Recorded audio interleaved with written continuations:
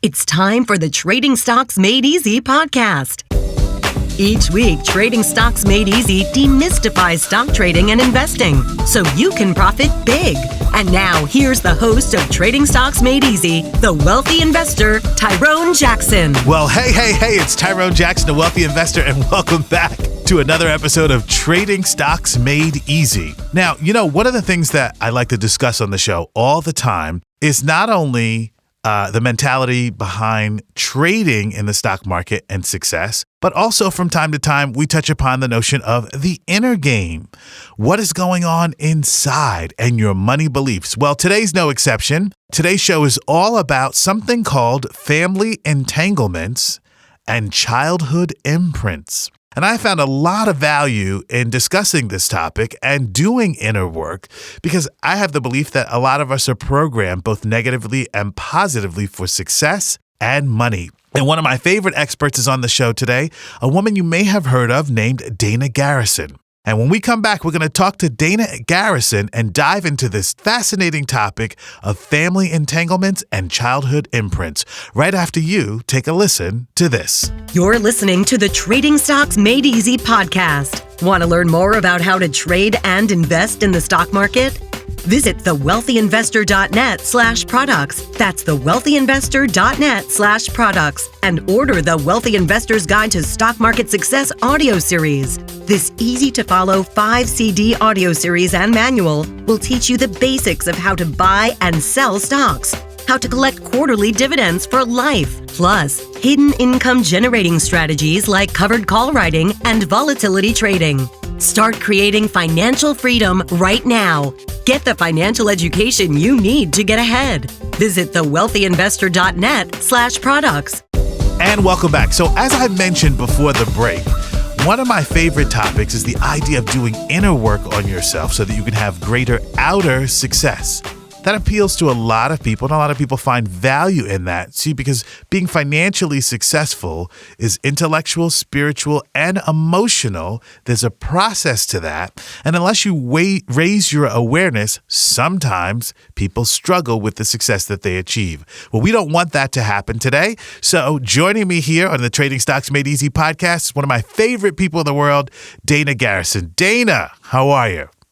Hey, I'm doing great. How are you? Okay. Do you have any idea what a thrill this is to have you on the show? I love it when you come. You've done some products for me, and we actually met, I guess about 5 or 7 years ago in the San Francisco Bay Area. Do you recall that? Of course. And do you remember how and where we met? It was at somebody's event, right? Oh, I'm sure. One of the events that we were both speaking at.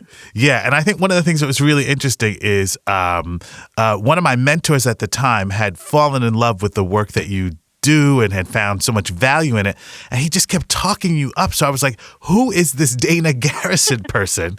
Because you were in my mind, you were like already some legend. And so I got to meet you, and I got to meet some of the people you had worked with, and I was really amazed at the results that they had gotten and some of the breakthroughs that they had gotten. I want the audience to get to know just a little bit more about you before we dive into this concept that you've created called family entanglements. What is your background? Because you've done a lot of things, especially your college life was very interesting. Tell us a little bit about that. Yeah, I started out studying sociology and psychology, and I became a therapist. So my original background has to do with how do people work? How do you actually help people have breakthroughs in life? And I really looked at it from a systemic level rather than just an individual level, because it's not just the things that we experience in our own life as a child that affects us. It's actually also all the systems around us: grandparents, great-grandparents, aunts and uncles, society and culture at large. And I think that kind of really set me up to have a much easier time in business and with success, because no matter what it is that you're offering to the world, you're always working with other people. Even when it comes to stocks, you're always working with other people in the market and the mindset of other folks on the planet. So that was a really solid background for me to get started with. And then I studied business and, started my own business doing this work, the family entanglement work, the childhood re-imprinting work. And it just took off from there. Now, you've always had a curiosity about people and sort of kind of like what makes them tick. Is that right? So when I was 15, I discovered my mission and my purpose, which was to create as much positive change on the planet as possible. And over the years, I really thought about how I could do that best. And I thought, creating a charity, writing books. And what I came to was, I want to help people who themselves are going to help other people. Because then when I help them be successful, when I help them raise their abundance, they're going to turn around and help other people on the planet. And then my time on Earth is exponential. So that's how all of that kind of started. It was my mission and purpose kind of came to me when I was quite young. And, I identify with that so strongly because a lot of people say, well, if you're making all this money in the stock market, why are you teaching other people?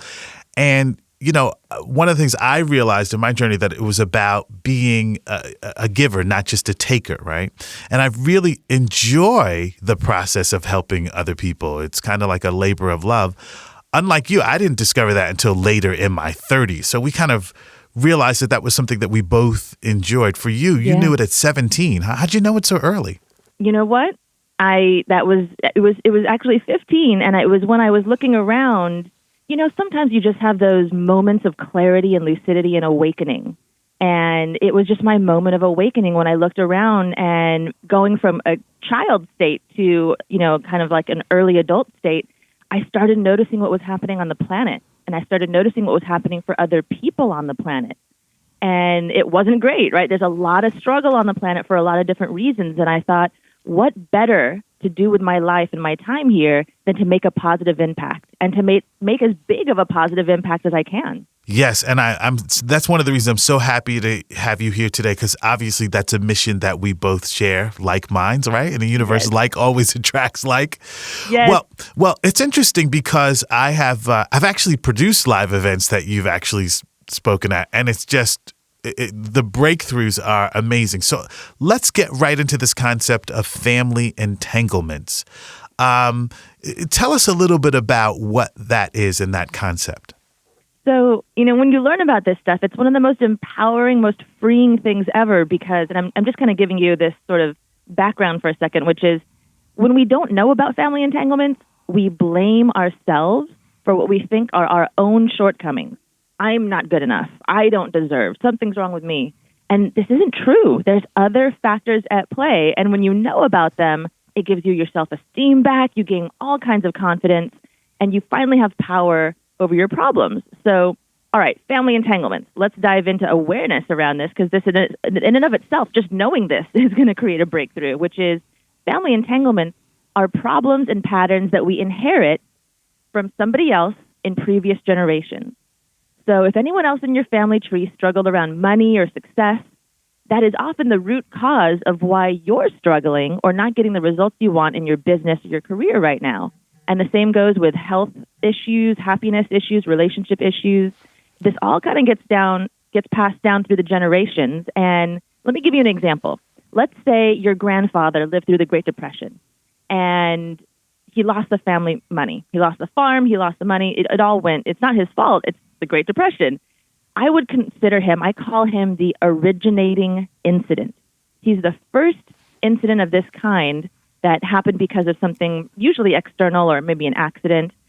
And then your dad comes along.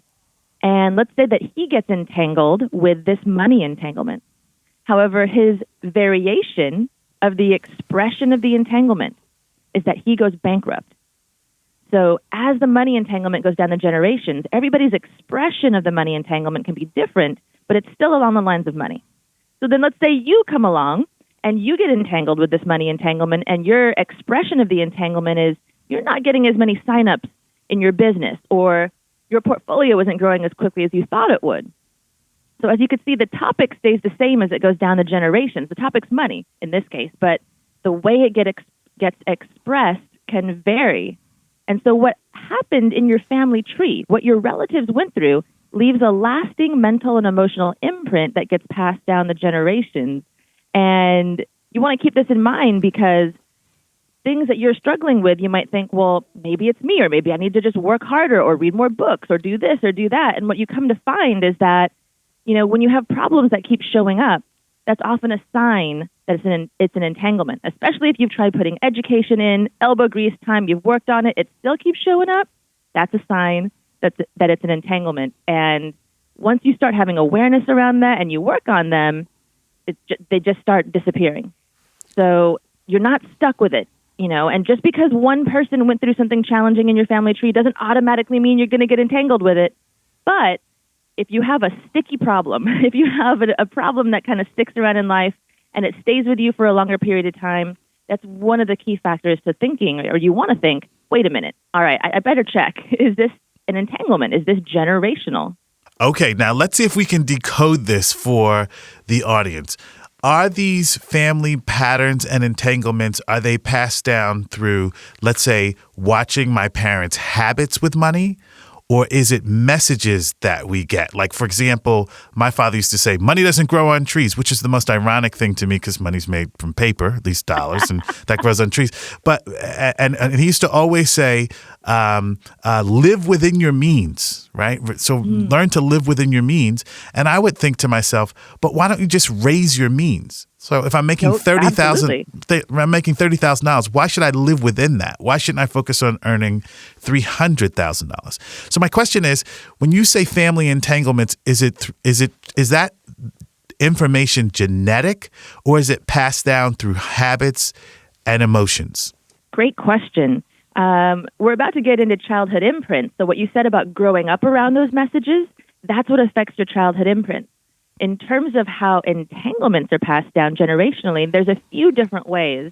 One is epigenome. So epigenomes are part of our DNA, and they turn on or off based on environmental or life stressors. So there's a lot of articles showing up around this everywhere now, Discovery, Science Magazine, BBC Health, talking about what happened in your ancestors' lives has a lasting effect on you, and it's getting passed down the generations through epigenomes. So, in essence, when somebody else in your family tree goes through something challenging around money or challenging around success, or for that matter, challenging around relationships or health, they can end up they could end up affecting their epigenomes, and then that gets passed down through the generations. So what that does mean is you don't have to have met your relative or have heard their story. For that matter, I've worked with people who are adopted and they don't know their relatives' stories. And you can still pick up on the patterns. Now, the second way that this gets passed down is through the unconscious mind. Of course, when somebody goes through something challenging, let's say Grandpa, the Great Depression, loses the money, loses the family farm, that's going to have a pretty big impact on his mind, on his emotions, on his whole being. And that leaves lasting changes around how he thinks and feels around money, and that gets passed down unconsciously, generation to generation. Okay, this gets really interesting. So why don't we, just to make it a little bit more concrete, can you share with us a few examples or stories so we can hear those examples and how they've played out? Yeah, so I once worked with a woman named Jasmine who owned an elder care facility, and she actually had 2 facilities, and she couldn't fill the second facility. And it was costing her a lot because she had to pay rent on the space, and she also had to pay her staff.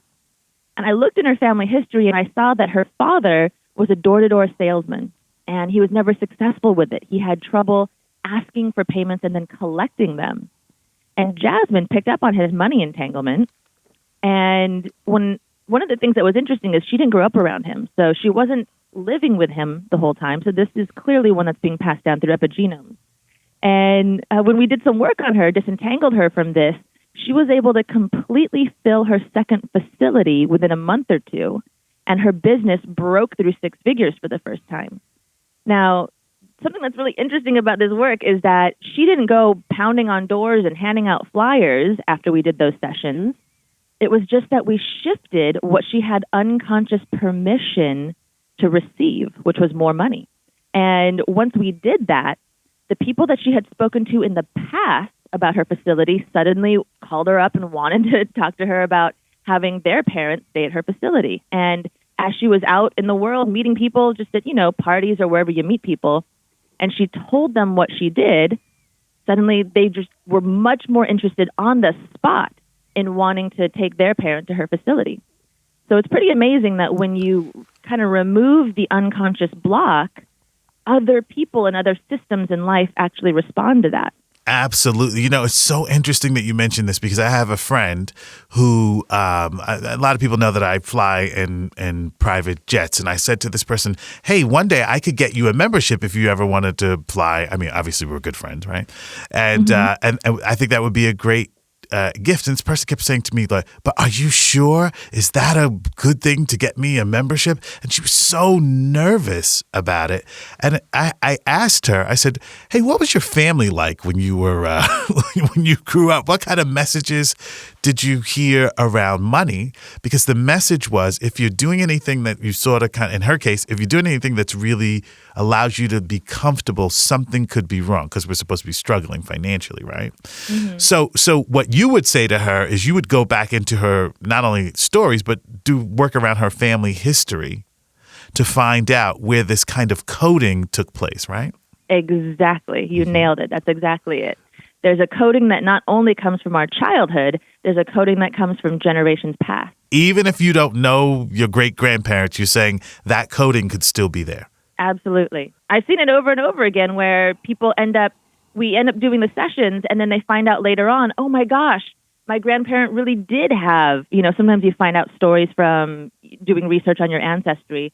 And then they find out, yeah, that was in my background. I actually had a really similar experience in my life around money as my grandparent did. Are you making an argument? Because there's going to be somebody who's listening and saying, is she making an argument for, a kind of biogenetics? Like you kind of inherit these belief systems through your biology, basically. Is that part of what you're saying?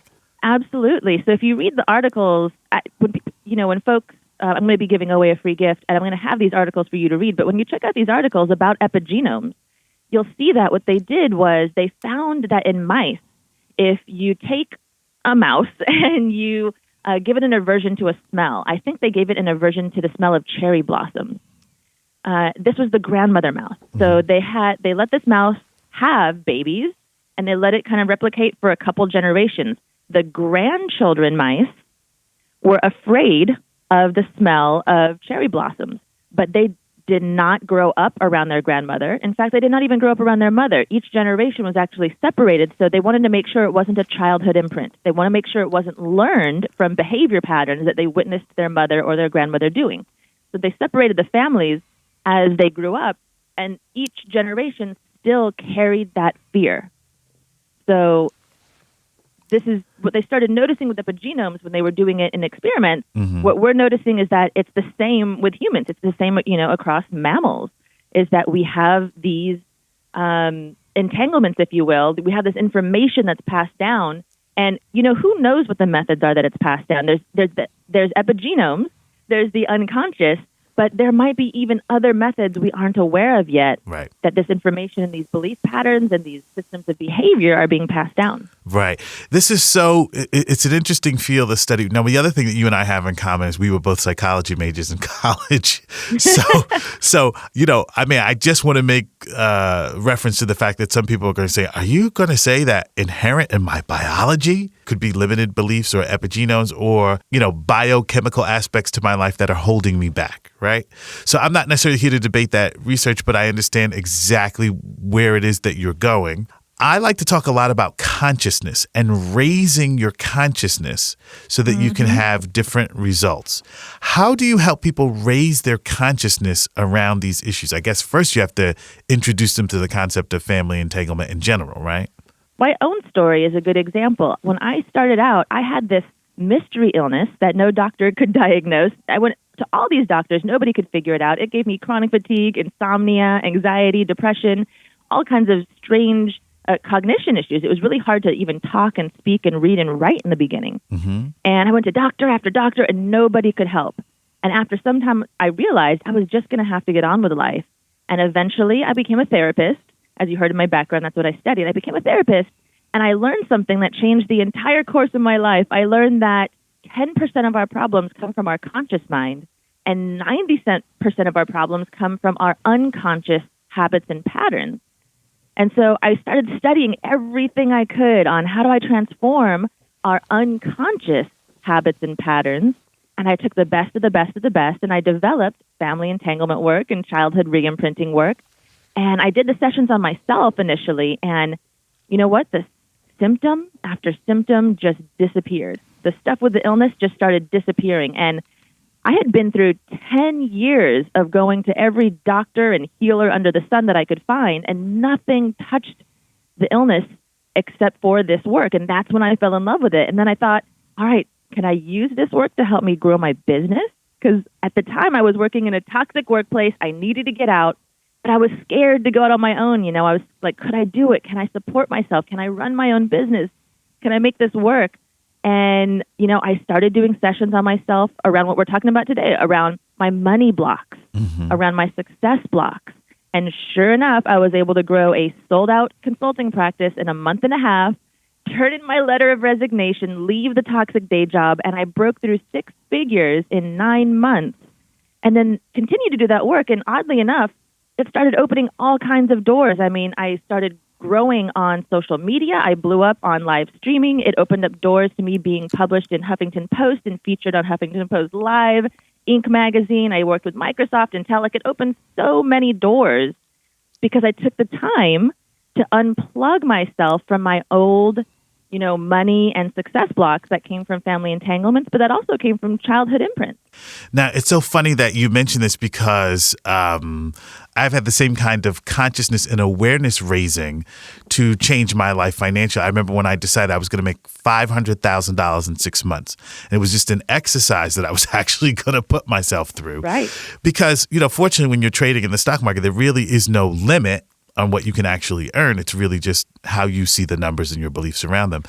And so in order to do that, I had to get very quiet and I had to eliminate anybody in my life who was negative, right? Because if I was going to have my own breakthroughs, I really needed to focus on the trades and the actions that would really get me there. And I found that the same thing was true, that once I kind of unearthed or shook off the old ideas and embraced new ideas, there were never any blocks to making $500,000 in 6 months, right? It was just really inside of me, and that's where the work really had to take place. So let me ask you one other question, because this is fascinating. Are you saying, let's say it's the reverse. So some of the people who are millionaires or billionaires today, do they have things in their family history that propel them forward? Like we've been talking about, you know, kind of like from a deficit point of view. Right. But people who Mark Zuckerberg, Facebook, the guy's already worth $38 billion. Does he have kind of, for lack of a better term, the right programming inside of him, in your view? There's at least 3 possibilities. And that is, number one, he had a lot of relatives in his past, a lot of, you know, right programming, as you're calling it, that helped along the way. It can also be that he had some programming that he also had to work on himself. He had to look at some stuff and undo some things. And then third, even if there are some relatives in your family tree who really went through it around success or money, or even some of the other factors that play a role in success, like connection, even if he had some of that in his background, in his family tree, it doesn't mean that he himself got entangled with it. So remember that when it comes to entanglement, these things get passed down kind of like a genetic trait, meaning it can skip people, it could skip generations. And of course, as it trickles down the generations, it also fades out. So the further back in the family tree something happened, maybe great-great-great-great-grandpa, you know, failed a business and really struggled with money. By the time it goes down that many generations, it's faded out as a trait, so to speak. And that's interesting because, you know, Dana, inside of me, I've always had almost 2 competing drives, like this drive to have a huge impact on the world. And that's been very, very strong. And then there's this other drive that it's like, well, you don't really want to do that. Just sort of kind of coast and get by.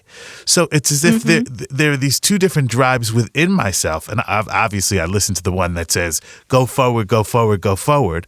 But in your view, according to this idea of family entanglements, could that in fact be 2 genetic traits battling themselves? Yes, but we've also not covered this second piece that's really important, which is childhood imprints, and it may actually come back to that as well. So you brought this up earlier, which is, you know, are entanglements passed down just because you grew up around your parents and you picked up on them? No, that's the childhood imprint one. childhood imprints are the negative patterns and beliefs and fears that we pick up during our childhood. Okay. So Kaiser did this huge research study on 27,000 people and found really similar results as I'm finding from the psychology perspective, which is, Kaiser calls them adverse childhood experiences. Okay. And they focused more on the health and mental health outcomes after people had adverse childhood experiences, whereas my work includes also the business outcomes, the career outcomes, the relationship outcomes. So if you think back to your childhood and some of the messages you may have picked up from the people in your life, this could be your siblings, your parents, anyone who was around you, teachers, peers at school. There's even such a thing as fetal imprints. So when you think of what your mom was going through, and if she was stressed out about certain things when she was pregnant, that can leave an impact. And then for the rest of them, the childhood imprints, they can tend to imprint between birth and age 7. And there's 3 main kinds of imprints. There's identity level imprints. Those are imprints about yourself, like, I'm not good enough, I'm not important, I'm not lovable.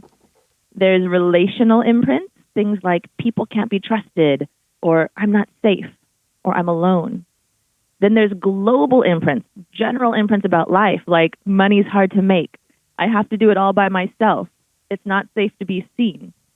So as you can see, we could pick up these understandings about ourselves and about what people are going to be like, what relationships are going to be like from all the stuff we experienced during childhood. And it, by the by, it doesn't come from bad parenting. Sometimes people say to me, but my parents were lovely, but I still seem to have childhood imprints. Yes, it doesn't come simply like from quote unquote bad parenting. It can come from the most random things in life that you pick up some of these imprints. You know, that's really interesting because I have friends who have a particular faith that tells them they're the chosen one, right? And and in their practice, some of them, because they're chosen, they feel permission to go on and make $10 million. And then some people who say, well, I'm chosen, so I must watch every single penny and not overspend, right? So I think it's really interesting that that sounds like more of a sociological influence, but it can be interpreted many ways. So I think I understand what you're saying. The childhood imprint are more like the external world and the your socio-political or parenting environment that you grew up in, right? So childhood imprints kind of come from the world is what you're saying, right? Yes, and for that matter, to be even more specific, they come from our childhood interpretation of the world. So it's not even about truth. It's about how we, as a young child with a young mind who hasn't lived very long yet, perceived the information and the behavior of others around us. And we carry that into our adult life. Yes. And some of these things, they do update on their own, but some of them do they're sticky and they stay with us into adulthood. Now, this is interesting because we're going to run out of time. You're going to come back and do a second show, but I want to ask you this. I noticed that you do a lot of work with entrepreneurs. And I'm assuming the reason that you do a lot of work with entrepreneurs is because an entrepreneur is a little bit more in charge of their financial destiny. Because if I have a business, I get to choose essentially how much it makes. I'm not capped out at, let's say, $50,000, $60,000, $75,000. Whereas if I have a job, I could be walking around with these same childhood imprints, but I'm capped into that $50,000, $60,000, $70,000, $100,000 a year by taking the job. So is one of the reasons you enjoy working with entrepreneurs is, for lack of a better term, there's no limit to how much an entrepreneur can actually earn once they raise their consciousness. That's right. That is a big piece of it, as well as entrepreneurs solve problems on the planet. And I want to help people who are going to help other people and make a difference on the planet. But there's a lot of different ways to do that. I work with a ton of professionals, and they use this work to either land a job, land a higher paying job, get promotions, build their side hustle, right? So there's all kinds of ways that people use this work. Well, this is great. And anybody who finds this message or is intrigued by this idea really should do some work with you. And stock market trading, by the way, is an entrepreneurial pursuit where you can earn hundreds of thousands of dollars, right? So if you find that any of the things that Dana and I are discussing here today have some resonance for you, you want to reach out to Dana Garrison, danagarrison.com for sure. But you're such a giving person. You also have like a bundle of gifts for our audience. Just tell us what they are. All right. So I want to gift you guys The Get Unstuck and Finally Have What You Want crash course, that's the crash course that actually addresses your childhood imprints and family entanglements. We get into that. So I'm going to give you guys 2 downloadable guides to help you uncover what are the entanglements that might be affecting you, what are the imprints that might be affecting you, because step 1 is awareness. And then step 2 is the online class where we're going to dive deeper together. And I'm also going to give you a success breakthrough session. So that's gift number 1. Gift number 2 is actually helping you with the foundations of business and how do you jumpstart your cash flow. Gift number 3 has to do with how do you actually grow and utilize social media to help your business grow and to help yourself grow. And so all of that will come together in a gift bundle if you go to dana.tips/free. So what I'm saying, in case it's not clear, is Dana, DANA.tips, TIPS/free, FREE. Wow. Well, that is mighty nice of you. I guess you really do want to have the positive impact on the. Those are really great and wonderful things to give away. And that's very kind and very sweet of you, Dana. Thank you for doing that. You bet. All right. Now, we have a lot more to cover with Dana Garrison in an upcoming episode, but you're going to come back and we're going to do another show about money blocks, right? Yes. And how absolutely. to overcome them. But make sure you get those tips from Dana. And Dana, just give us the URL one more time.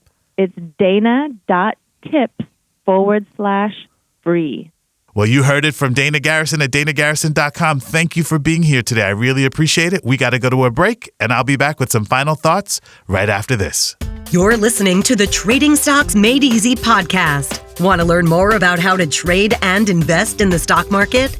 Visit thewealthyinvestor.net/products. That's thewealthyinvestor.net/products and order the Wealthy Investor's Guide to Stock Market Success audio series. This easy-to-follow 5-CD audio series and manual will teach you the basics of how to buy and sell stocks, how to collect quarterly dividends for life, plus hidden income generating strategies like covered call writing and volatility trading. Start creating financial freedom right now.